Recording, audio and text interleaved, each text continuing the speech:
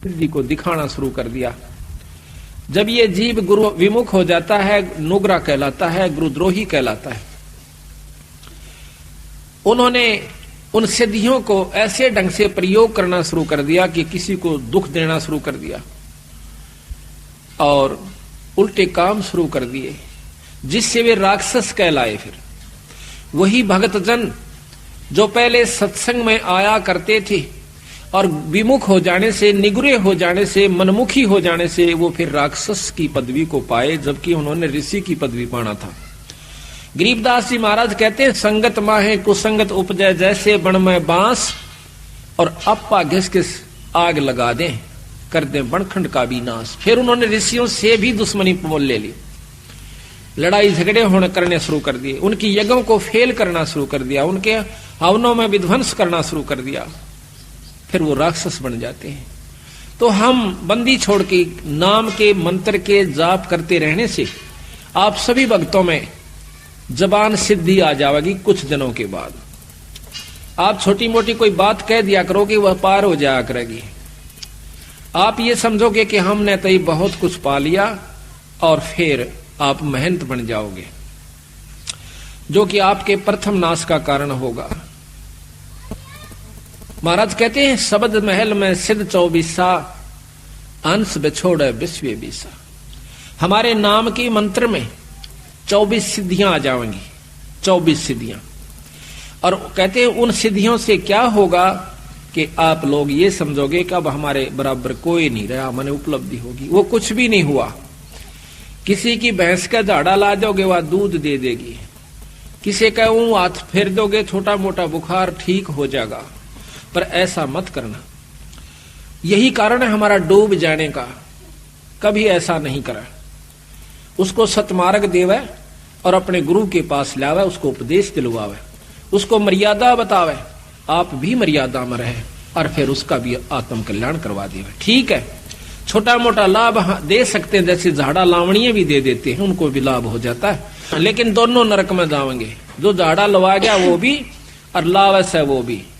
झाड़ा लवाणिये ने थोड़ी सी देर रिलीफ हो गया, एक दुख, छोटा सा दुख हो गया, सुख हुआ, आगे बाकी कुत्ते गधे की जुनी ज्यों की ज्यों उसकी तैयार से। इसी प्रकार वो झाड़े लावणिये की अपनी कमाई ने वो खोण लग रहा से और फिर वो कुत्ते की जुनी में चला जाएगा। तो संतों ने यही बताने की कोशिश की है गरीबदास जी ने हमारे को कि प्रथम तो आप भक्ति कर दे को ना, और लग जाते हो तो फिर उसको निभाते को ना। जब तक आप निभाओगे नहीं, यानी मर्यादा में नहीं चलोगे, तब तक आपको उपलब्धि कोई नहीं होगी। इन बातों को सत्संग में याद दिलाया जाता है। सत्संग में आकर के नाम लेवे, नाम लेकर के फिर मर्यादा में रहे। सबसे पहला गुरु मर्यादा बताई संतों ने कि इससे विमुख हुआ जीव फिर कभी उभर कर नहीं आता। तो ये सब ज्ञान सत्संग से होता है। सत्संग संतों की कृपा से आपको उपलब्ध होता है। जब आप सत्संग में आओगे, संतों की शरण में आओगे, तो आपको बहुत कुछ जानकारी दी जाएगी, आत्म कल्याण की भी और मर्यादा में रहने की भी, और वो अमर मंत्र भी आपको समय आने पर दिया जाएगा। 24 सिद्धियों का थोड़ा सा वर्णन आपको बताते हैं जो गरीबदास जी ने किया है। शब्द महल में सिद्ध 24 अंश बिछोड़े विश्व बीसा, एक सिद्धि सुरदेव मिलावे, एक सिद्धि मनवृत्ति बतावे। एक सिद्धि ऐसी होती है जो जिस इष्ट की आराधना करता है वो इष्ट सामने प्रकट हो जाता है। जैसे कुंती का प्रमाण मिलता है कि उन्हें सूर्य देव का एक मंत्र जाप किया। एक ऋषि ने उसको एक मंत्र दे दिया कि इसका जाप कर लोगे तो आपके पास सूर्य देव प्रकट हो जाएंगे और जो उससे इच्छा व्यक्त करोगे आपकी पूरी कर देंगे। कहते हैं कुंती ने उस मंत्र की परीक्षार्थ कि ये सत्य है असत्य, वो मंत्र का जाप किया, सूर्य देव प्रकट हुए। पुत्र की इच्छा व्यक्त की तो कर्ण उत्पन्न हुआ। तो कहते हैं एक सिद्धि सुरदेव मिलावे। उस सुर कहते हैं देवता को, उस देवता को आप जिसकी आराधना कर रहे हो आपको उसे मिला देगा। एक सिद्धि मनवृत्ति बतावे। एक सिद्धि होती है कि आपने जो मन में सोच रखा है, वो जो महात्मा जिसने वह सिद्धि कर रखी है वो बता देगा कि आपका ये कार्य है। आप समझोगे महात्मा के तो चाड़ास है, पर है कुछ नहीं। संतों की दृष्टि में वो तो भांड है। अगर ये बता दिया आपके मन में क्या है तो क्या हो गया, कुछ नहीं हुआ। एक सिद्धि मनवृत्ति बतावे, एक सिद्धि हो पौन स्वरूपी आकाश में पौन की तरह हल्का हो जाता है। एक सिद्धि होवे अनुरूपी, एक सिद्धि निस्वासर जागे, एक सिद्धि सेवक हो आ गए।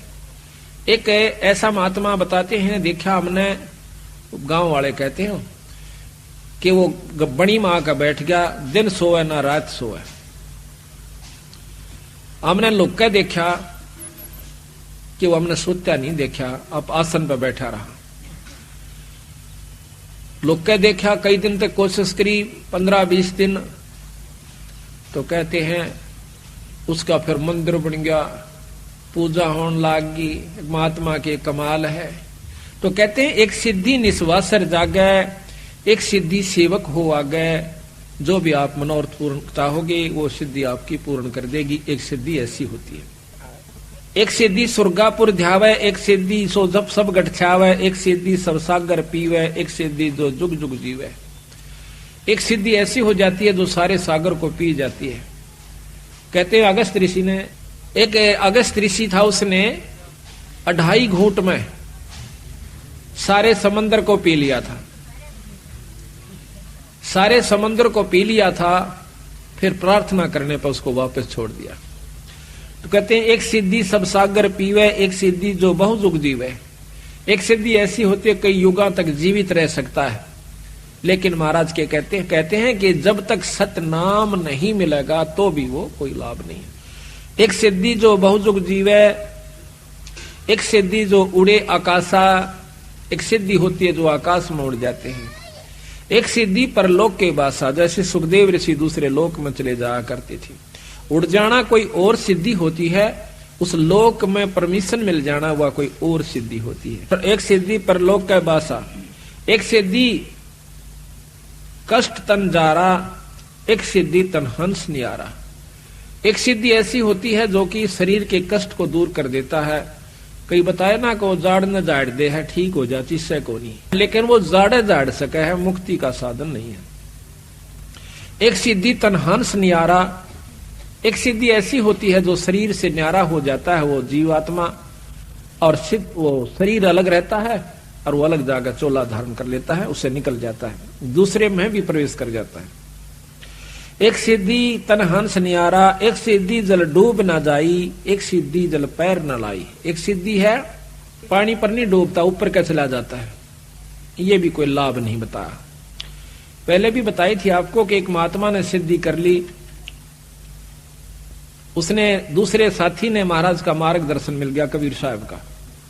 2 गुरु भाई थे, एक ने तो अपने परंपरा से सिद्ध महात्मा का नाम लिया, वो सिद्ध हो गया, सिद्धि भी के हुई, सिर्फ पानी के ऊपर का नो चला जा, जैसे पृथ्वी पर चला करे। दूसरे ने नाम का जाप मिल गया, सतनाम की भक्ति मिल गई सतगुरु महाराज की। तो दोनों इकट्ठे होते हैं 10-12 वर्ष के बाद। तो जो सिद्ध से उसने नाम ले रखा था साधक से, वो अपने दूसरे साथी से मिला है कि आपने क्या प्राप्ति करी। जो संतों का सेवक था, जिन्होंने नाम का जाप मिला था, वो कहने लगा भाई हमने तो बहुत कुछ प्राप्त किया। क्या किया कि नाम का सुमरण मिल गया, अपना जाप करते हैं। कहने लगा यो भी कोई बात हुई कि और आपने क्या किया कि दिखाऊं कि दिखा। नहर के ऊपर दरिया को पार कर जाता है, जैसे थल पर चाल रहा हो, वापस आ जाता है। वो जो संतों का सेवक था, जिसको नाम मिला हुआ था, सतनाम मिला हुआ था, वो मजा हंसा उसकी बात न देख। कहने लगा देखा मेरी कमाई। वो कहने लगा जो संतों का सेवक था, ने बोला भाई या तो 4 अन्य की कमाई सीखी तने 12 वर्ष में। 4 अन्य की? हाँ, कहा कि 2 अन्य में ये किस्ती वाला परे ले जाता और 2 अन्य में वापस ले आता। सारे 12 साल में तने यह कमाई करी 4 अन्य की। अरे भले पुरुष भक्ति मुक्ति होगी भगवान के नाम तक, और पूरे गुरु तो प्राप्त कर ले भाई।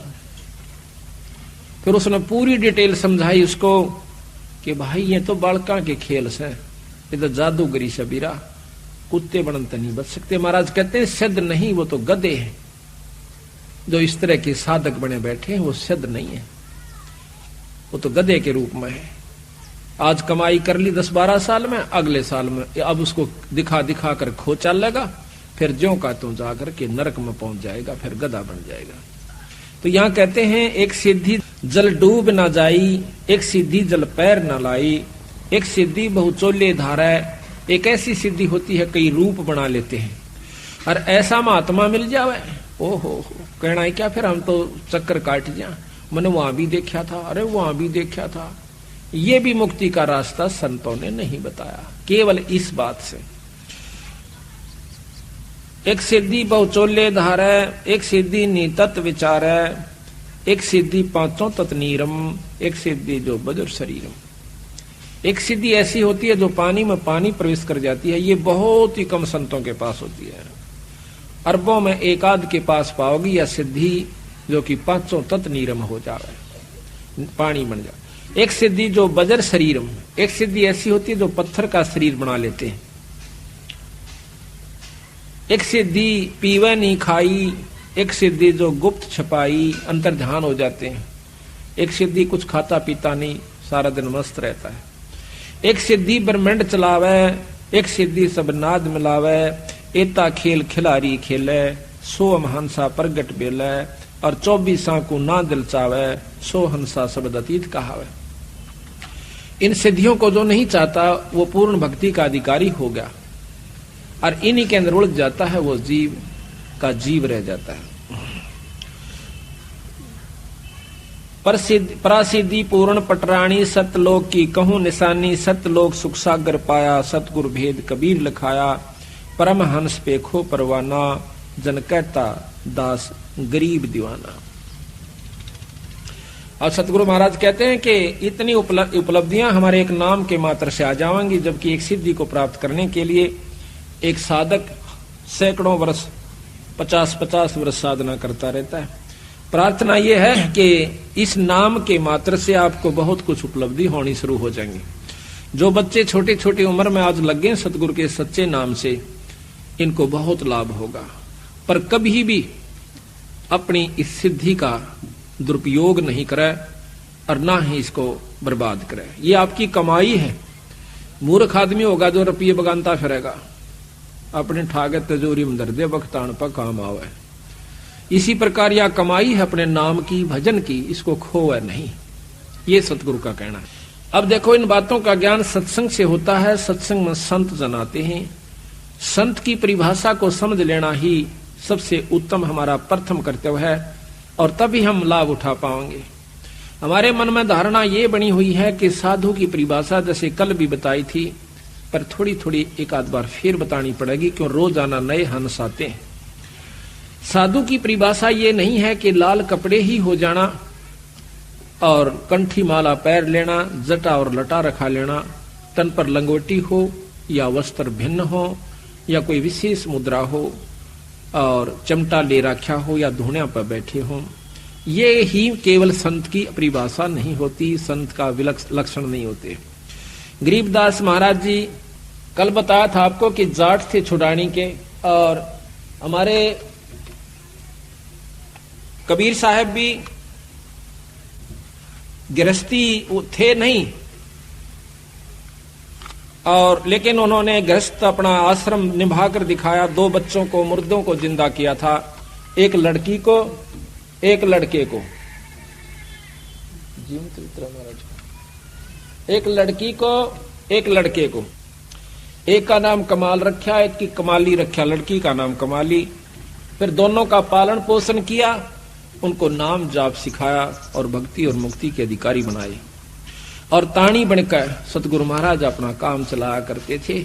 उस रेजा को बेचकर कबीर साहब परमात्मा अपने घर का गुजारा चलाया करता था, और बाकी जो बच जाता था उसको वहीं पर भंडार गरीबों में बांट दिया करते, संतों में बांट दिया करते थे। उनकी वेशभूषा कोई भिन्न नहीं थी, जैसे आप सामने देख रहे हो, धोती और कुर्ते में टोपी जो कि यूपी की वेशभूषा थी उसमें रहा करते थे। गरीबदास महाराज भी छुड़ानी के अंदर जमींदार थे। साधारण अपना जो वेशभूषा होती है धोती और कुर्ते की, उसमें रहा करते थे। हमारे दादा गुरुजी ये भी छावड़े के जाट थे और गोपालपुर में इसको लेना था। गोपालपुर में इनका आश्रम बना हुआ है। इन्होंने कभी लाल वस्त्र नहीं धारण किए। इससे पहले भी हमारे गरीबदास भेख में कोई लाल कपड़े नहीं पहना करता था। कबीर पंथ में भी अभी नहीं पहनते कबीर पंथ में तो, लेकिन गरीबदास पंथ में अब देखा देखी भक्त संतों ने औरों को देखा देखी लाल वस्त्र धारण करने शुरू कर दिए हैं। लेकिन इनकी आवश्यकता भी नहीं है और पहन भी लिए तो कोई बुरी चीज नहीं है अगर नाम सत्य है तो। सतनाम ठीक है और गुरु ठीक है, शब्द शक्ति उपलब्ध हो जाएगी। वस्त्र किसी भी हो, वस्त्र से परमात्मा पाने की कोई भी ये वो नहीं है कि ये इसी के कारण हमें ये पहचान नहीं है परमात्मा इसे पाई हुई है जिसने लाल वस्त्र पहन लिए। परमात्मा के पाने में सहयोग भी कुछ नहीं है लाल वस्त्रों का, किसी भी वस्त्रों का। ये तो सिर्फ शरीर प्रोटेक्शन के लिए, शरीर की रक्षा के लिए होते हैं, गर्मी और सर्दी से बचाने के लिए, और सुविधा हिसाब से बैठन उठन में सुविधा हो इसे वस्त्र पहन लीजिए। तो इसी प्रकार हमारे बंदी छोड़ भगवान ने हमें बताया है कि संत की परिभाषा क्या होती है। संत की परिभाषा है कि वो भगवान की भक्ति करे, सतनाम का जाप करे। गुरु नानक देव आपने देखे होंगे, उनके भी साधारण वेशभूषा जो कि पंजाब के उस समय के वहां के लोग पहना करते थे उसी में रहा करते थे। और किसी भी संत का आप उठाकर देख लीजिए, बाद में जो जिन्होंने अपनी मर्जी से वस्त्र पहनने शुरू कर दिए, शुरू में बताते हैं कि ये ऐसा प्रचलन चला कि सिद्ध पुरुषों ने जो साधना किया करते थे वो मौन बैठा करते थे और किसी ने बोलना नहीं होया करता था और बीच में छेड़ देते थे। कई भक्तजन उनसे बात करना चाहते थे तो उनको श्राप दे दिया करते थे। अब श्राप देने से भक्तों ने अर्ज करी, हाथ जोड़ने शुरू करे, महाराज ऐसे मत करया करो, हम दुखी हो जाते हैं। कहते थे कि हमें क्यों छेड़ते हैं जब हम साधना कर रहे हैं। तो किसी ने कहा कि आप कोई ऐसे वस्त्र धारण करा करो महाराज कि ताकि नो पता चल जाए कि आप साधक हो, ताकि आपको ना छेड़े। तो इन्होंने लाल वस्त्र अपने पहनने शुरू कर दिए। पहचान होगी कि ये साधक है, साधना कर रहा है। उसको कोई नहीं छोड़ता था, ना बोलते थे। अब उसकी दूसरा इसमें फला ये भी है कि उस समय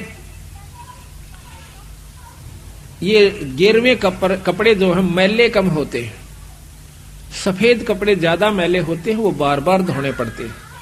इसको लेकर भी संतों ने अपने लाल वस्त्र पहनने शुरू कर दिए। बाकी वस्त्र की परमात्मा पाने में कोई सहयोग नहीं है, केवल अपनी सुविधा जैसी भी शरीर प्रोटेक्शन, बॉडी प्रोटेक्शन यानी शरीर की सुरक्षा के लिए किसी भी वस्त्र पहनिए, पर मर्यादा ठीक हो, नियम ठीक हो, आपकी आस्था ठीक हो, आपके विचार ठीक हो, भक्ति आप कीजिए, किसी व्यवस्था में कीजिए। आप खेत में काम करते हुए कीजिए, आप घर पे काम करते हुए कीजिए, आप अपने दफ्तर में कीजिए, अपनी दुकान पर कीजिए, अपनी मजदूरी कर रहे तो कीजिए। ईश्वर के नाम का जाप करने से आपके अंतःकरण के अंदर एक तो सफाई आवेगी।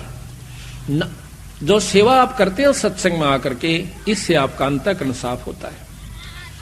कल भी आपको बताया था, लेकिन रोजाना थोड़ा थोड़ा दोहराना पड़ा है क्योंकि नए भक्त जन आते हैं। जितनी आप सेवा सत्संग में करोगे उतना ही आपको लाभ ज्यादा होगा, अंतःकरण में सफाई आवेगी। और जब आपको 7वां दिन होगा, आप देख लीजिए जो यहाँ सेवा कर रहे हैं, और जब आप यहाँ से जाओगे आपकी आंखों से आंसू नहीं रुकेंगे।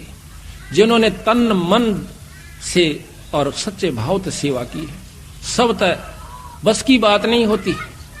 आपका भी कसूर नहीं, हमारे भी ऐसे हो जाता है। तो इससे सिद्ध होता है कि आपका जो अंतःकरण है वो निर्मल हो चुका है सेवा के कारण। सेवा प्रथम है हमारे अहंकार रूपी राक्षस को खत्म करने की। सत्संग में ये रिहर्सल कराई जाती है। सत्संग एक ट्रेनिंग सेंटर भी है, जो कि एक जैसे खेल के अंदर, उस खेलन का जो अंतिम समय आवश्यक है उससे पहले बहुत मेहनत करवाई जाती है खिलाड़ियों की। उनको वो नियम सिखाए जाते हैं कि ऐसे ऐसे आपने करना होगा, जबकि आपका सही तत्व बगेगा जब वो खेल शुरू होगा। तो उस समय हमारी सबसे बड़ी आंट के बनेगी, अहंकार हमारा सबसे बड़ा दुश्मन है, जो परमात्मा को कति पसंद नहीं है। जो झुक नहीं सकता उसमें भक्ति प्रवेश नहीं हो पाई। जितने भी आप देखोगे सरसों जब खड़ी होती है, जब वो कच्ची होती है, तो उसमें वह किसी काम की नहीं होती। उसमें वह वस्तु नहीं है जिसके लिए वो तैयार की गई है, अभी बन नहीं पाई। जब तक उसमें सरसों परिपक्व नहीं होती तो ऐसे खड़ी रहेगी। जितना उसमें कीमत बढ़ती जाओगी वह झुकना शुरू कर देगी, ऐसे लटक जाओगी कि धरती में टिक जाऊं अगर स्थान मिल जावे तो। इसी प्रकार जो परमात्मा के प्यारे हंस हैं, भक्तजन हैं, उनमें नम्रता नहीं आई और उन्होंने झुकना नहीं सीखा, तो भक्ति उनमें 70 जन्म भी नहीं की जा सकती, ना वो पार हो सकते। ये नियम है संतों का। हमारा सबसे बड़ा दुश्मन अहंकार है। कल रावण का प्रकरण दिया था कि अपने सिर को काट के भगवान शिव जी का ऊपर चढ़ा दिया 10 बार।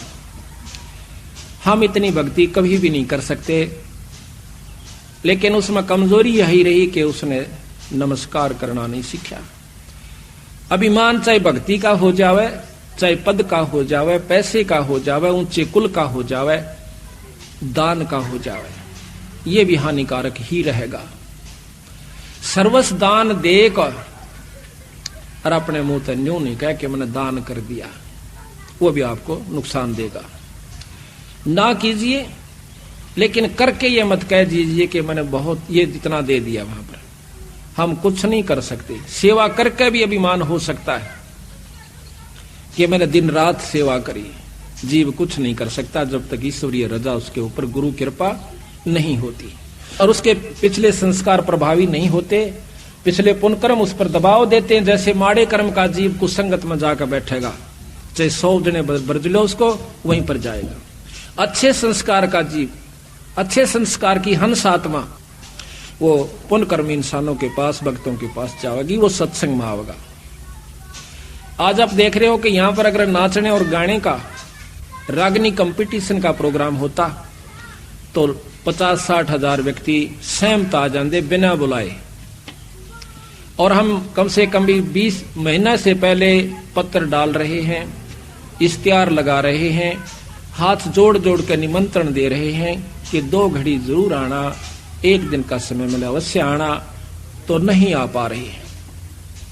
यही कारण है कि सकल पदार्थ हैं जग माही, पर भाग बिना नर पावत नहीं। और जिनके 16 दिन हैं, जिनके शुभ कर्म ज्यादा प्रभावी हैं, वो कई सैकड़ों किलोमीटरों से चलकर आज भगवान के दरबार में आए। और कल कितनी सर्दी थी, छोटे छोटे मासूम बच्चों को लेकर अपनी गोदी में आज भगवान के दरबार में आए।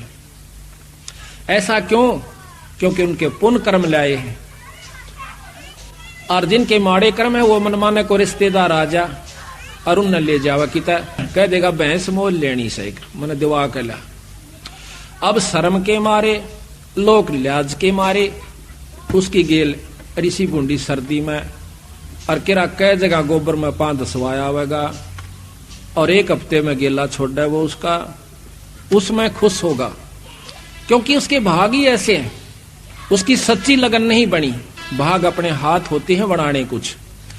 अपनी सच्ची तड़फ बनावे परमात्मा, आज तक बुलाइयो मालिक, जब ईश्वर रजा करेंगे आपकी सच्ची तड़फ को देखकर आपको समय भी देंगे, आपको हौसला भी देंगे, आपको छुट्टी भी देंगे। इस काल के कोल्लू मत है, ये आपका काम खत्म नहीं हो सकता।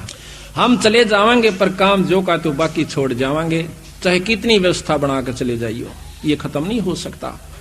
तो संतों ने कहा है कि इसमें से थोड़ा सा जरूर निकालना पड़ेगा। थोड़ा सा समय दुख पाओ चाहे सुख पाओ, आप कितना ही जरूरी कार्य है एक बार छोड़ कर देखो ईश्वर के नाम पर, और फिर उसका जाकर देखना कि वो आपका होया पावस है या उसमें नुकसान होता है कि लाभ होश है। आपको ऐसे ऐसे प्रमाण हम हमारे भक्तों के बताएंगे कि आप हैरान रह जाओगे। जो सत्संग मायर वो गए हैं तो उनका काम होया पाया। छोटे छोटे काम तो छोटे ही होते हैं जो आंट बना दें और वही पूरे हो जाते विश्वास बना दें। सतगुरु महाराज में बहुत बड़ी कृपा है, बंदी छोड़ कबीर साहब में। ये अनंत करोड़ ब्रह्मांड के परमात्मा है। अब इनको हम समझ नहीं पाए। क्यों नहीं समझ पाए? क्योंकि हम हिंदू होने के नाते तो अपने 3 लोक के परमात्माओं की गाथाओं में ही हम मस्त रहे। बचपन से वही गाथाएं सुनी, उन्हीं की कथाएं सुनी, उन्हीं के परिचय सुने, उन्हीं के चमत्कार सुने और हमने मान लिया कि ये पूर्ण यही शक्तियां हैं। फिर उनकी जैसा भी हमने ज्ञान था, उनकी भी अगर हम सतमार्ग से भक्ति करें, सद्भाव से, तो कुछ प्राप्ति, कुछ लाभ वो भी दे सकते हैं।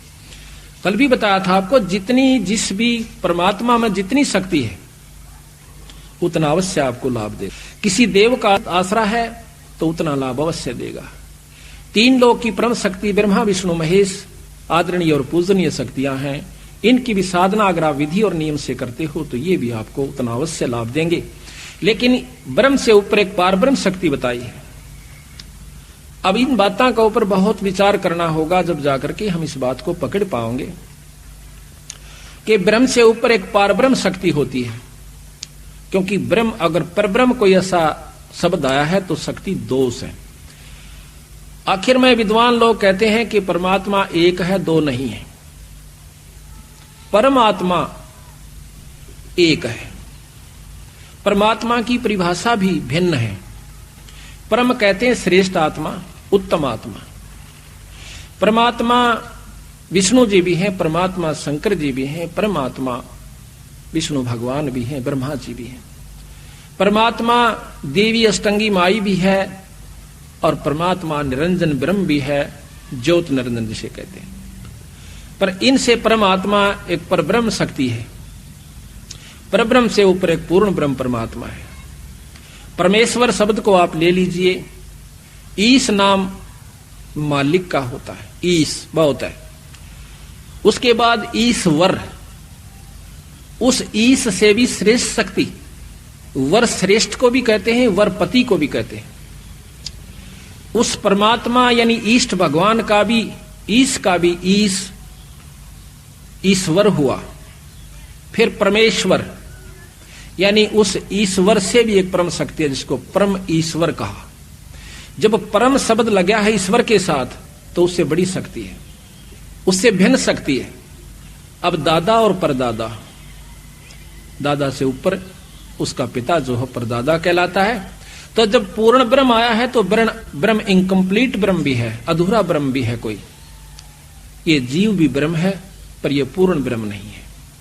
ब्रह्मा विष्णु महेश भी ब्रह्म है परंतु पूर्ण ब्रह्म नहीं है। ज्योत निरंजन भी ब्रह्म है पर यह पूर्ण ब्रह्म नहीं, पर हमसे उत्तिष्ठ है, जीव से उत्तम शक्ति के ब्रह्म है। इनसे ऊपर कबीर साहब ने, गरीबदास जी ने बताया कि एक पूर्ण ब्रह्म शक्ति, परब्रह्म से ऊपर एक पूर्ण ब्रह्म शक्ति और है। तो उस पूर्ण ब्रह्म शक्ति को लेकर के हम चलते हैं। उस पूर्ण ब्रह्म भगवान का, सतपुरुष का, जो कि सतलोक में रहता है, उसका हम जाप करते हैं। उसके पाने की विधि भिन्न है। दूसरे साधन जो हम देखते हैं, कोई तप करता है, कोई जप करता है, भिन्न नामों का। सब कहते हैं परमात्मा एक है, परमात्मा का नाम भी एक ही है। बाकी उसके जो विशेषण शब्द और चीज होती है, पर असली नाम जो उसका वो कोई और है। जैसे हम राम राम कहें, राम नाम जपण का नहीं बताया संतों ने। कोई कहता है भाई राम नाम ले ले, भगवान का नाम लिया, ले ले भाई, दुखी बहुत से। अब जैसे कोई कहे दवाई ले ले, आप बीमार हो, तो वो दवाई ले ले भाई, दवाई ले ले भाई, दवाई दवाई भाई। हम राम राम कहें, राम राम भाई, राम राम भाई, कि राम ही राम है, बाकी कुछ नहीं है। भाव ये होता राम कहने का। इलाज जैसे दवाई से होगा भाई, दवाई ले ले भाई। जब हम डॉक्टर के पास जाते हैं, वह दवाई कहेगा दवाई दे दो जी, कहेगी दवाई दो। इसी प्रकार जब आप संत के पास जाओगे, वो कहेगा कि राम नाम दे दो, मने नाम ले भाई। उस राम का नाम अलग है, दवाई का नंबर अलग है, दवाई का केमिकल अलग है। इसी प्रकार जिस भी इष्ट का वो उपासक, इसी प्रकार तन और मन से आश्रित होकर उस बताए गए गुरु के वचन पर डट कर आप उसकी साधना करते हो तो आप भगवान शिव की प्राप्ति कर सकते हो। दर्शन हो जाना कोई बड़ी बात नहीं होती। अब यहां पर इतना लंबा विवरण है इस एक उपलब्धि को पाने के लिए किसी भी इष्ट का। दर्शन हो जाना कोई बड़ी बात नहीं है, लेकिन वह स्थान पाना, अमरत्व पाना, ये अलग भिन्न वस्तु है। कहते हैं 108 जन्म पार्वती माता के हो लिए थे। 108वें जन्म में नारद जी मिलते हैं, कहते हैं हे माई, हे सती जी, आप अभी जन्म और मरण के चक्कर से नहीं बच पाई। वो कहने लगे भाई कि ऋषि जी, जन्म और मरण का चक्कर खत्म हो सकता है? अक हो सकता है। दवाई कहां मिला है? भगवान शंकर के पास, शिव जी के पास। उनके पास एक अमर मंत्र है, अमोघ मंत्र है, जो आपको दे दें, आप नियम से जाप करोगे तो आप अमर हो जाओगे। एक बार तो असमंजस में पड़ जाती है कि नारद की बात कुछ जची नहीं, तो नारद जी समझ गए कि माई का भी बात समझ में आई नहीं, ये विश्वास नहीं कर रही। कहते हैं कि आपके 107 जन्म हो चुके, 108वां जन्म हुआ है और आप मर जाते हो। भगवान शंकर जो है आपके रुंड को, सिर को काट कर माला बना लेता है। अब उसने सोचा कि वो जो रुंड माला है वो मेरी है, कहां आपकी है। बहुत पछताती है कि ये क्या कारण हुआ कि मैं मर जाऊं और मेरे को जान से भी प्रिय समझते हैं भगवान शंकर। तो नारद ये संभव नहीं लग रहा। तो नारद जी कहते हैं कि अभी तक आप उसको अपना पति समझ रहे हो, आपने उसको परमात्मा नहीं जाना। आप उसको परमात्मा जान के भक्ति करोगे, आपका भाव भी भिन्न होगा, आपके अंदर कसक भी न्यारी होगी। अब इस बात को सुनकर पार्वती के सारे शरीर में सरनाट उठा। जाकर के जब प्रतिदिन महल में आया करते थे शिव भगवान, तो उसका कुछ और विचार भाव होया करता था, जैसे पत्नी का होया करे। लेकिन उस दिन वो देखा है कि आज तो इसकी आत्मा भिन्न है, चरणों में चिपट जाती है, रोती है पड़कर चरणों में, कहती भगवान मुझ पापनी पर ऐसा कौन सा दुष्कर्म हुआ, मेरे में ऐसी कौन सी कसूर रहा मेरे अंदर परमात्मा कि आपने मेरे को अपनी आंखों का आगे मरते हुए देखते रहे और आपके पास अनमोल मंत्र है। तो कहने लगे वह शंकर भगवान कि पार्वती, ये तेरे विचार तक हो ना, ये बताइए आपको बताया किसने कि आज मुझे नारद जी मिले थे। ओहो, आंखों से पानी नहीं रुक रहा पार्वती का और कहते मालिक मैं पापनी हूं, मैं नीच आत्मा हूं, अवश्य मेरे से कोई ऐसा गलत व्यवहार आपसे हुआ होगा जिसके कारण आपने मुझे ये मंत्र देने के काबिल नहीं समझा होगा। फिर कहते हैं भगवान शंकर उनके सिर पर हाथ रख के कि पार्वती, ये इतनी अनमोल वस्तु है, ये आम व्यक्ति को नहीं बताई जा सकती जब तक ये अधिकारी नहीं हो जाता। गरीबदास जी महाराज कहते हैं कि जब तक सीप का मुंह बंद होता है, चाहे सारा सामन बरस जावे, उसमें मोती नहीं बन सकती। जब उसका मुंह खुल जाएगा, एक बूंद बहुत होती है। अगर आप में या कसक नहीं उत्पन्न होती, चाहे मैं रोज कथा सुना देता, रोज आपको ये मंत्र सुनाता, आपका कोई असर नहीं होना था। आज आपकी आत्मा का वो सीप रूपी मुंह यानी कसक खुल चुकी है। आज मैं ये मंत्र आपको सुनाऊंगा, आप में जगह बन गई है, अब मैं आपको मंत्र दूंगा। ये लंबा प्रकरण है। फिर उनको वो नाम दिया और पार्वती अमर हुई। उस नाम के जाप किया उसने डट के, और फिर वो पार्वती आज शिव जी भगवान के साथ जितना अमृतव वो दे सकते हैं। देखो यहां ये नहीं भूलना आपने कि वो कितना अमृतव दे सकते हैं। आप पढ़ती हो रोजाना कि दास गरीब दब शिव का ध्यान, भक्ति मुक्ति जिन दीनी दान। इतनी मुक्ति दे सकते हैं जब तक शंकर भगवान से, तब तक पार्वती उनके साथ रहेगी। जब शिव भगवान खत्म होंगे, पार्वती भी मर जाएगी और फिर दोबारा जन्म होगा। ऐसा प्रमाण मिलता है कि कहते हैं 14 इंद्र मर जाते हैं जब एक ब्रह्मा मरता है। एक इंद्र की आयु है कि 288 युग तक जीवित रहता है। 14 इंद्र मरने के बाद एक ब्रह्मा मरता है, 7 इंद्र मर जाते हैं, ब्रह्मा मर जाते हैं जब एक विष्णु समाप्त होता है, और 7 विष्णु समाप्त हो जाते हैं जब एक रुद्र यानी शिव खत्म होता है, शंकर मर जाता है। तो ये प्रमाण मिलते हैं। फिर लिखा है कि जब महाप्रलय होती है, पृथ्वी तत्व को जल तत्व खत्म कर देगा, जल तत्व को अग्नि तत्व, अग्नि को वायु, वायु को आकाश अपने अंदर समा लेगा, और फिर आकाश को ओंकार निरंजन ब्रह्म अपने अंदर समा लेगा, ब्रह्म को पार ब्रह्म यानी अवगित पुरुष अपने अंदर समा लेगा। कुछ युगों समय के बाद फिर ये दोबारा सृष्टि रची जाएगी। फिर इसी प्रकार सतयुग त्रेता द्वापर फिर यह युग और जीव शुरू हो जाएंगे। दोबारा फिर वो जीव रूप में आएंगे, फिर भक्ति साधना करेंगे, फिर अपने लोकों को प्राप्त करेंगे। चाहे राष्ट्रपति का लड़का हो, सकून में आना पड़ेगा और उसने अपनी वो साधना, वो भक्ति यानी वो शिक्षा प्राप्त करके वो उस पोस्ट को प्राप्त कर पाओगा, अन्यथा नहीं।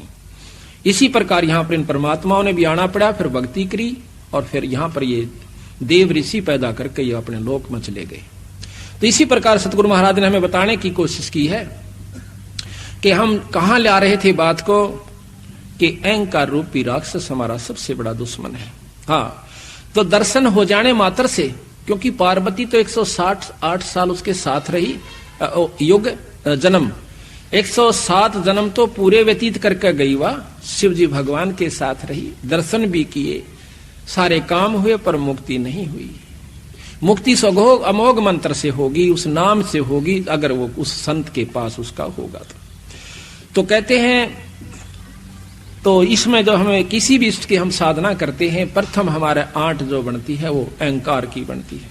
रावण के अंदर अहंकार इतना था कि उसने नमन करना नहीं सीखा, भक्ति खूब करी, दान भी किया, तप भी किए, सिर भी चढ़ा देना कोई बच्चों का खेल नहीं है, पर सिर चढ़ाना कोई काटने तय मतलब नहीं है। संतों का सिर चढ़ाना झुका देना, और गुरु की आज्ञा आवही, गुरु की आज्ञा जा, कहे कबीर सो संत है, फिर आवागमन नशा। यानी गुरु को बहुत महत्व दिया सतगुरु महाराज ने। अब यहां गुरु क्या सिखाता है, प्रथम के लंबी दंडौत कीजिए। अगर ऐसा नहीं करता है तो अधिकारी नहीं हो पाएगा। चाहे हम कितनी अच्छी पोस्ट पे हैं, चाहे एसपी सिलेक्ट हुए और जाकर ट्रेनिंग सेंटर में जाते हैं, उनको पूरा रिहर्सल करवाया जाता है, लंबी क्रॉलिंग भी करवाई जाती है, लंबा सारा जो भी उनकी प्रक्रिया वो सारी करनी पड़ती है, फिर जाकर के वो अधिकारी बनता है। अगर वो ऐसा नहीं करता तो वहां फेल हो जाता है। इसी प्रकार यहां पर आने के बाद हमने वो रिहर्सल जो गुरु बताया हुआ करनी पड़ेगी। अगर ऐसा आप नहीं करते हो तो आप उससे क्षेत्र के अधिकारी नहीं हो। तो यहां पर सबसे पहला अहंकार रूपी राक्षस खत्म करने का एकमात्र रास्ता है कि हम अपने आप को दंडोत प्रणाम करें, अपने गुरु के सामने, संतों के सामने, और साथ में अपने पूर्ण ब्रह्म परमात्मा इस ग्रंथ साहब के सामने। अभी आपको बताएंगे, कई भाई कहते हैं कि ये तो एक मूर्ति पूजा करते हो आप, दंडोत कर देना इस जड़ के सामने। इसका वर्णन देंगे, पहले हम आपको अहंकार का एक थोड़ा सा उदाहरण सुनाते हैं। गरीबदास महाराज कहते हैं कि ये रिहर्सल करते करते भी ये राक्षस अहंकार खड़ा हो जाता है। दंडोत प्रणाम करते करते, नम्रता बरतते बरते भी ये कहीं ना कहीं हमारे को ले डूबने की कोशिश कर लेता है। अगर जो नहीं करते उनके लिए की बनेगी। एक अजाजील नाम के बहुत बड़े साधु हुए, संत हुए। उनके गुरु ने बताया कि बेटा साधना करा कर और बंदगी किया कर। बंदगी से एक यज्ञ का काम करती है, एक यज्ञ प्रणाम की होती है, प्रणाम करना भी एक यज्ञ में आ जाता है। कहते उसने 11 अरब बंदगी करी जब वो विष्णु धाम में जाता है, क्योंकि विष्णु का उपासक उनका संत था। विष्णु धाम में जब जाते हैं तो वहां जाकर के क्या देखता है विष्णु भगवान के, भाई छोरे ने कमाई बहुत करी पर इसकी परीक्षा ले। कहता है आओ संत जी। भगवान विष्णु कहते हैं आपने तो बहुत ज्यादा कमाई की। कहा महाराज बहुत हुई। भाई एक काम करें, क्या कि आप अपनी शक्ति से एक मनुष्य बनाइए। कि मैं बना सकता हूं? अक बना सकते हो। कैसे? आप कहो कि मनुष्य भव है। उसने फट कहा मनुष्य भव है। एक 16 साल का जवान लड़का बहुत खूबसूरत और बन जाता है और साथ में खड़ा हो जाता है। कहता अजाजील तेरा परम साधन है कि आप इसको नमस्कार कीजिए। अब अजाजील हैरान हो जासे कि इसको मैं दंडौत करूं, ये तो मेरा पैदा किया हुआ से, ये तो मेरा पुत्र हुआ, मैं नहीं करूंगा। अब विष्णु भगवान ने सोचा या इसकी करी कराई कमाई खत्म होने लग रही से बेचारे की। कहने लगा बेटा नमस्कार करना चाहिए। बहुत उदाहरण दिए। कहते हैं कि मेरे भरगो ने लात मारी थी, मेरा के बिगड़ गया रहे। नम्रता नहीं खोनी चाहिए, संत ने संतता नहीं छोड़नी चाहिए। या तेरी कमजोरी से अजाजील अब कुछ भी को महाराज ये भाषण में बहुत सुन रहा सो, ये प्रवचन मैंने गणे सुन रखे। ये अहंकार रूपी राक्षस अंत समय में भी खड़ा हो गया जबकि उसने इतना अभिमान, इतना नम्रता पूर्वक कितनी बंदगी की थी। भगवान विष्णु ने सोचा कि इसकी करी कराई कमाई जाओ बेचारे की। एक ऐसा द्वार बना हुआ था जिसमें झुक के जाना पड़ता था दूसरी तरफ में। उस लड़के को कहा कि आप परे चले जाइए। वो लड़का परे चला गया। कहने लगे आजा अजाजिल, इधर घूम कर आते हैं, स्वर्ग दिखाऊं तूने। अजाजिल विष्णु भगवान समेत मुकुट और चक्र सुदर्शन के ऐसे नीचा होकर के गर्दन झुका के और परली तरफ चला जाता, पर अजाजिल नहीं झुकता। कहने लगा मैं जानू हूं तू छलिया है, तेरे छल में को नहीं आऊं। अब वहां पर वो अहंकार इतना आकड़ गया, अब क्या करे। वो चाहते थे कि यू एक बार न्यू भी करके निकलाओ, मैं फिर भी इसने पास कर दूंगा, पर नहीं हो पाता। कहता जा बेटा तेरे कैसे 300 कूतरू आओ यहाँ पर और गधे की जुन्नी में जा। वहीं पर महाराज कहते हैं अजाजिल की बंदगी पल मां ही बहाई, एक पल में वह करी कराई कमाई उसकी सत्यानाश हो गया। तो इस प्रकार जब हम करते करते भी इतना अहंकार हमारे अंदर हो सके है, जो ना करते उनके ला के बनेगी, ये आप विचार कर लीजिए। तो हमने इस 5 तत्व के पुतले को 5 तत्व का ही जानना होगा। हम इसको शरीर मान बैठे, हम इसको अपना नाम देकर के संबोधित कर रहे हैं कि मैं वो हूं, पर हम ये है नहीं जो हमने दिख रहा है। ये 5 तत्व का पुतला माटी का है और माटी में मिल जाएगा। समय दूसरी बात से कब आवश्यक है। कबीर साहब कहते हैं कि साथी हमारे चले गए, हम भी चालन हारे, भाई कागज में बाकी रही तात लागरी वारे। साथी हमारे चले गए, हम भी चालन वाले से, पर हमारे कागज में बरहरी से थोड़ी बहुत कमी, आप अभी अड़त गोली हो जाएंगे। तो जब जाना यहां से और फिर कमाई नहीं बनी तो भाई कोई फायदा नहीं, यहां पर चाहे चक्रवर्ती राजा होकर चला जा। गरीबदास जी महाराज कहते हैं पृथ्वीपति चकवे गए जिनके चक्र चलंत, रावण श्री के कोण गए इसे जालिए अनंत। जिन्होंने सतमार्ग नहीं पाया, जिनको पूरा गुरु नहीं मिला और सच्चा मार्गदर्शन नहीं हुआ और डट कर भक्ति नहीं बनी, तो कुछ काम नहीं आओगा। यहां पर चाहे सारी पृथ्वी पर राजा होकर चला जा। गरीबदास जी महाराज कहते हैं कि अगम निगम को खोज ले तू बुद्धि विवेक विचार, उदय अस्त का राज मिले तो बिन नाम बेगार। उदय अस्त जहां से सूर्य उदय हो और अस्त जहां छपाए, अर्थात सारी पृथ्वी का राजा भी हो जावे, अगर भक्ति नहीं बनी तो ये राज भी बेगार होती है। बेगार को बहुत अच्छी तरह समझते हो, जिसमें अन्ना एक मिला नहीं डोल घनी हो, उसको बेगार कहते हैं। तो इसी प्रकार संत आकर के हमें बार बार समझाने की कोशिश करते हैं। जैसा आपको सबसे पहले बताया था कि ये संतों की कृपा से हमें ज्ञान होता है और गुरु का इसमें सबसे बड़ा महत्व सतगुरु महाराज ने दिया। प्रथम तो हम भक्ति मार्ग पर लगते नहीं, और लगते हैं तब मनमुखी हो जाते हैं। मनमुखी होने तब बात नहीं बनती। अभी आपको बताया था कि जो साधक थे वो मनमुखी हो गए, वो राक्षस बन गए। अपने हिसाब से साधना करनी शुरू कर दी, अपने हिसाब से चलना शुरू कर दिया, जिसके कारण वो अपनी भक्ति को भी नष्ट कर गए और अपने आप को सत्यानाश करके चले गए। उस समय उनको महसूस नहीं होता, उस समय तो वह सोचे तू बहुत कुछ कर रहा है। तो इसी प्रकार हम आपको विशेष रूप से समझाने की कोशिश करेंगे, क्योंकि हमारा कोई स्वार्थ नहीं है आपसे, परमार्थ जरूर है। हमने इस बात का पता चला तभी हम इस मार्ग को अपनाया और इस रास्ते को अपना करके चले, और जिसका परिणाम यह हुआ कि आज 10-15 हजार भक्त आत्माएं जो कि कति नरक में डूबी हुई थी, आज सतगुरु शरण में आकर आज उनकी फुलवाड़ी सी खिली हुई से सारे परिवार की। दारू छोड़ दी उस परिवार ने, हुक्का तमाकू सिगरेट छोड़ दिया। जिनके माता पिताजी आकर के दारू पी के आया करते थे और बच्चे कूड़ा में लुक जाया करते थे, उसकी मां ने कुट्या करता था, बच्चे आगा जंग दे उनका बेराना कित थप्पड़ मार दिया करता, होठ सूज जाया करते थे। पिता ने आकर अपने बच्चों को छाती के लगाना होता है, वो दुष्ट आत्मा उनको कुट्या करते थे उस पानी को पी करके, कड़वे पानी को पी करके। आज उस परिवार में वो बच्चे इतने सुखी और प्रफुल्लित हैं। आज ये देख रहे छोटे छोटे बच्चे, ये तो टेलीविजन आगे भी नहीं बैठ सकते इतनी सावधानी से जितने के आज यहां बैठे हुए हैं। क्यों बैठे हुए हैं कि इनके पिछले संस्कार बहुत ही अच्छे हैं, जो कि ये सत्संग में आकर के इतनी सावधानी से सुनते हैं हमने यहां रोहतक में सत्संग किया 6-6 घंटे। ये छोटे छोटे बालक में बैठे रहा करते थे, 1 मिनट भी ये उठ करके कहीं नहीं जाया करते थे। इनसे पता चला कि पिछले ऋषि हैं, ये पिछले संत हैं, जो कि ना कि यहां गाना है, ना कोई बजाना है, ना कोई टेलीविजन या कोई रिक्रिएशन का ऐसा साधन है जिससे कि आकर्षित होकर बैठा रहे। पर इनकी आत्मा में वो कसक है, पिछला जो जन्म का संस्कार है वो प्रभावी है, जिसके कारण ये आज यहाँ पर बैठ करके और बड़े आदर से सुनते रहते हैं, बड़े ध्यान से सुनते रहते हैं। महाराज भी कहते हैं कि कबीर कमाई अपनी कभू ना निष्फल जा, 7 समुद्राड्य मिलेगा हुआ। ये पिछले जन्मों से भक्तात्मा भजन करती हुई आ रही है। जिसने आज 60 साल का हो लिया रीबता, इन्हों सोची भी नहीं है कि भक्ति करया करें, उसने अभी तक भक्ति रूपी नाम रूपी बीज बोया भी नहीं सै, किसी युग में भी, चौथा युग में आ चुके हैं।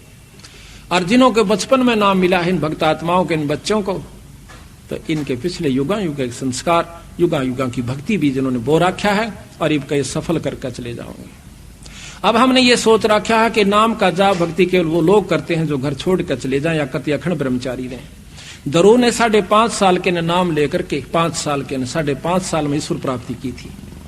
वो सतयुग का समय था, आत्मा साफ होया करती थी, इतना दूषित वातावरण नहीं था, और पूरा नाम सतनाम मिले पाछा यो जीव घड़ी आण का काम नहीं से रोया, और परमात्मा को उस नाम का जाप 6 महीने में परमात्मा प्राप्ति हुई। उसके बाद शादी कराई, शादी करा करके उसने 36,000 वर्ष राज्य किया। फिर प्रहलाद का प्रमाण मिलता है कि 10 साल की उम्र में उसने परमात्मा प्राप्ति की, नरसिंह रूप में उसको दर्शन दिए, ईश्वर प्राप्ति हुई कि मांग बाई के मांग से। क्या मांगू सतगुरु आपके सामने, हे परमात्मा आप सर्वज्ञ हो, सर्व जानने वाले हो। तो कहते हैं फिर धरु प्रहलाद ने भी अपना ब्याह करवाया और भक्ति करके अपने इष्ट प्राप्ति की और राज किया। प्रहलाद का पोता राजा बलि था, प्रहलाद का लड़का बैलोचन हुआ और पोता राजा बलि था, जिसने बहुत अच्छा यज्ञ किए, जिसमें भगवान ने भी आकर के उनसे सामने प्रकट होकर के दान लेना पड़ा। तो इस प्रकार परमात्मा की भक्ति वही जन कर सकते हैं जो कि पीछे करते आ रहे।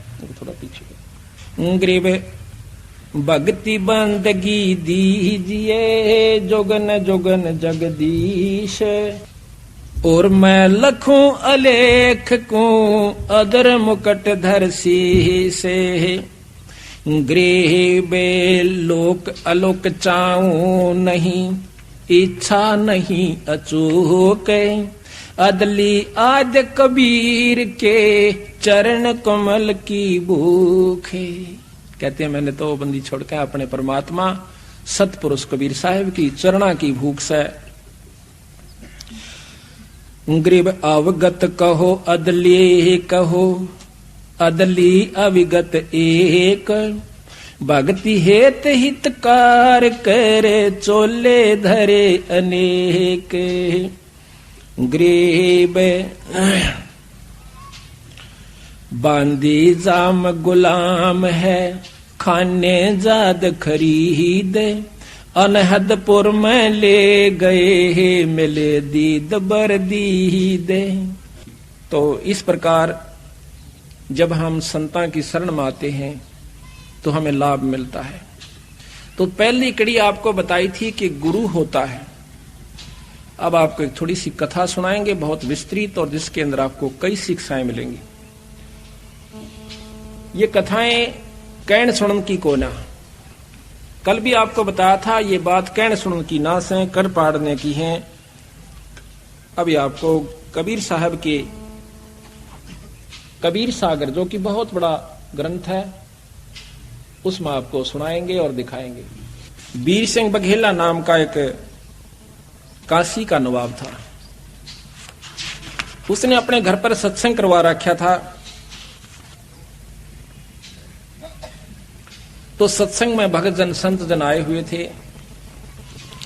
तो उन संतों ने आकर अपनी साधना यानी भक्ति भजन शुरू किया। बंदी छोड़ कबीर साहब भी वहां पर जा बैठे। उन्हीं सत्संगी यानी भक्त जनों के अंदर तो आप अपना जिसने जितना ज्ञान था प्रवचन कर रहे थे। कबीर साहब का असली उद्देश्य यही था कि भी हम सतमार्ग दर्शन करें। जब तक इस जीव को सतमार्ग दर्शन नहीं होगा, यू भक्ति भी कर जाएगा, लेकिन वो वस्तु प्राप्त नहीं कर सकता जिसके लिए मनुष्य शरीर प्राप्त हुआ है। पहले तो आपको मौखिक सुनाता हूं, फिर इसमें मोटे मोटे आपको उदाहरण सुनाऊंगा। तो वहां पर नामदेव जी और भी कई संत आए हुए थे। तो कबीर साहब उनके बीच में जाकर बैठ जाता है। कोई आप अपनी साधना विशेष बता रहे थे, कोई राम का जाप, कोई कृष्ण का जाप, कोई निर्गुण परमात्मा की भक्ति जैसे भी उन्हें ज्ञान था वो बता रहे थे। कबीर साहब को कहने लगे कि आप भी सुनाओ भगत जी। बंदी छोड़ते एक साधारण से भेष में, जैसा भी यूपी का वेशभूषा थी उसमें बैठे थे। तो वो कहने लगा, भाई की सुनाऊं, आप तो महान विद्वान सो, मैं क्या सुना सकता हूं आपको। अगर नहीं कुछ तो जरूर सुनाओ, आप आए हो, आप विद्वान लगते हो। अगर नहीं विद्वान नहीं, मैं तो अनपढ़ हूं। कोई बात नहीं, अनपढ़ भी तो परमात्मा के साधक होते हैं। तो सतगुरु महाराज फिर सुनाना शुरू करते हैं। जैसा कि मैंने अभी आपको बताया था कि राम कृष्ण तीन लोक के परमात्मा है। ब्रह्म पुराण आप पढ़िए, ब्रह्म पुराण के अंदर ब्रह्मा पुराण में लिखा है कि भगवान ब्रह्मा प्रजापिता से ये सारी सृष्टि उत्पन्न हुई। शिव और विष्णु भगवान इन्हीं की उत्पत्ति है। तो शिव पुराण में आप देखिएगा कि शिव जी से ये दोनों देवता उत्पन्न हुए, ब्रह्मा और विष्णु जी। विष्णु पुराण में आप देखिए कि ब्रह्मा और शिव की उत्पत्ति विष्णु भगवान ने ही की है। तो उन्होंने कहा कबीर साहब ने कि इनमें से कौन सी को सत्य माने, आप बताइए। तो वो कहने लगे, आप वाद विवाद करने आए हो या कोई मार्गदर्शन कर रहे हो। सतगुरु महाराज कहते हैं, अगर आप इसको वाद विवाद कहते हो तो हम चुप हो जाते हैं। अगर नहीं आप बताओ। उन्होंने बताया कि एक पूर्ण ब्रह्म परमात्मा सतपुरुष सतलोक में रहता है। ये सब ब्रह्मांड खत्म हो जाएंगे, 21 ब्रह्मांड खत्म हो जाएंगे महाप्रलय में, उसमें सतलोक खत्म नहीं होता। सभी संत हंसने लग जाते हैं। अब सुनो इसकी बात, ये कितना शास्त्र में सुनी नहीं, कि तो आज तक हमने पढ़ी नहीं, कोई किसी मार्गदर्शक ने हमें नहीं बताई। यो कीर्तन ले आया एक जुलाहा। बंदी छोड़ने बोले, भाई मैंने जो बता दी वो ठीक है, आप अपने शास्त्रों के गा रहे हो, हम अपने शास्त्र को गा रहे हैं। तो नामदेव जाकर के वीर सिंह बघेला को, जो कि अपनी छत पर बैठा हुआ दूर से आनंद ले रहा था। ये राजा लोग यहीं तक सीमित हुआ करते थे कि भाई धर्म करवाना से, धर्म करने वाले धर्म कर रहे से, अपना पाठ कर रहे से, कोई सत्संग आ रहा है वो ठाठता अपने महल में बैठे है। ये कोई भजन और भक्ति और सत्संग नहीं होता, ना धर्म होता। तो नामदेव जाकर कहने लगा, महाराज एक बेरानी किया रहा सिरफरानियों का है, इस राम कृष्ण तो बहुत छोटी शक्ति है, इनसे ऊपर एक और बड़ी शक्ति है। तो राजा कहने लगा, उसको यहां लाओ बुला के। छड़ीदार एक नौकर भेजा कि जाओ उसको बुला के लाओ, कबीर नाम है उसका। वो छड़ीदार यानी वो सेवक जाता है, कबीर साहब को कहता है कि आपको राजा याद करे। कबीर साहब कहने लगे, भाई ना तो मैंने राजा की आवश्यकता, ना मैंने दान धर्म कोई उनसे उपासना, वो क्या नाम है, धन उपार्जन करना। हम तो भाई 2 रोटी दाल रोटी खाने वाले से कि तो मिल जा ठीक से, अगर गरज है तो राजा यहां आ जाओ। अभी यहां पर यह नहीं समझना कि कबीर साहब ने अभिमान किया, अभिमान तोड़ने के लिए किया। राजा को जाकर छड़ीदार ने और 2 बात फालतू लगाई कि महाराज वो तो आपकी बात भी नहीं सुनता, कहता यहां आ जाए अगर उसको गरज है तो। राजा कहने लगा, नामदेव भी चढ़ गया, देखा जी। राजा कहता है कि नामदेव वो संत है, कोई भांड होंदा ना भिखारी, राजा बुलावे और संत ना आवे। ने सोचो मेरा ना जोड़ी भर देगा, तेरी बात जाता, लेकिन उसने देखा भी नहीं हमारी तरफ। मैं चलूंगा भाई। तो अपने घोड़े हाथी सजवा के और आता है सज दज के। कहते हैं कबीर साहब के धर्मदास, जब राजा नजदीक आया तो मैंने एक सिद्धि दिखाई, जमीन से 1.25 हाथ ऊपर अपना आसन कर लिया। 1.25 हाथ ऊपर मैं जैसे जमीन पर नहीं हूं, 1.25 हाथ ऊपर बैठा हूं। राजा इस क्रिया को देख कर एकदम अचंभित हो जाता है, आकर के लंबी दंडौत प्रणाम करता है। फिर उनसे ज्ञान पूछता है, ज्ञान पूछ करके फिर हम उसको बताया, वो बहुत प्रभावी होता है। कहता है मुझे नाम दे दीजिए। कहने लगा भाई चलो कोई बात नहीं। घर चले जाते हैं, उनको उपदेश दे दिया, सारे परिवार ने नाम लिया। नाम लेकर के जब उसने 2-4 साल हो गए अपनी भक्ति करते हुए, एक दिन फिर बंदी छोड़ जाते हैं। बहुत कुछ बातें चली तो कहने लगा, महाराज मेरी भक्ति अब बहुत होगी अगना बेटा, अभी तो शुरू भी नहीं हुई है। ये हैरान रह गया वीर सिंह कि महाराज 4 साल हो गया, आपने मेरे को नाम भी दे रखा, सार नाम भी दे रखा। बेटा नाम और सार नाम कोई और चीज है, आपको सार शब्द और बताना है। वो कहने लगा महाराज वो सार शब्द कैसा होता है कि नुबड़ का खेल को नहीं, कि यू ऐसे बताने का होश है। कहते अति अधीन दीन हो प्राणी, जाको कहिए या अकथ कहानी। एक सार नाम, पहले सतनाम होता है, फिर सार नाम होता है, फिर सार शब्द होता है। जब तक सार शब्द गुरु से नहीं मिलेगा तब तक वो जीव भी मुक्त नहीं हो सकता। इतनी लंबी प्रक्रिया इस काल से छुटवा उनकी सतगुरु महाराज ने बताई, और हम इसको बच्चों का खेल समझ रहे। तो महाराज मैंने सार शब्द दे दो, किसी लिए आया हूं। एक काम कीजिए कि क्या महाराज, आपके गांव में, आपके नगर में एक ब्राह्मणी रहती है विधवा, और उसके पास एक धोती है, उसको ले आइए।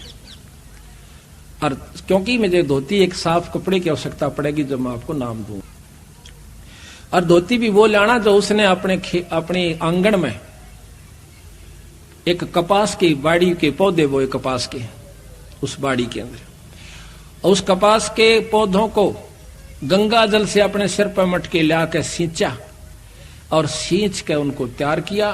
तैयार करके अपने हाथ से काट के, यानी उसको लोडा, फिर काटा, काट करके वह धोती तैयार कर रखी है, वो लाना।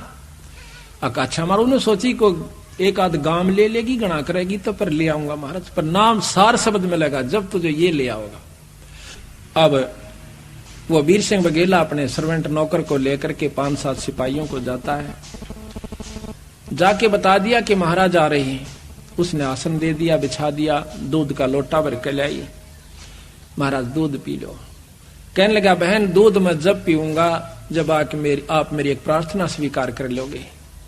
हुक्म करो परवरदिगार, आप तो मालिक हो प्रजा के, आपने प्रार्थना हुक्म करो कि मैं एक सार शब्द प्राप्त करना है अपने गुरु से, और वो मुझे जब मिलेगा जब मैं आपसे धोती ले जाऊंगा।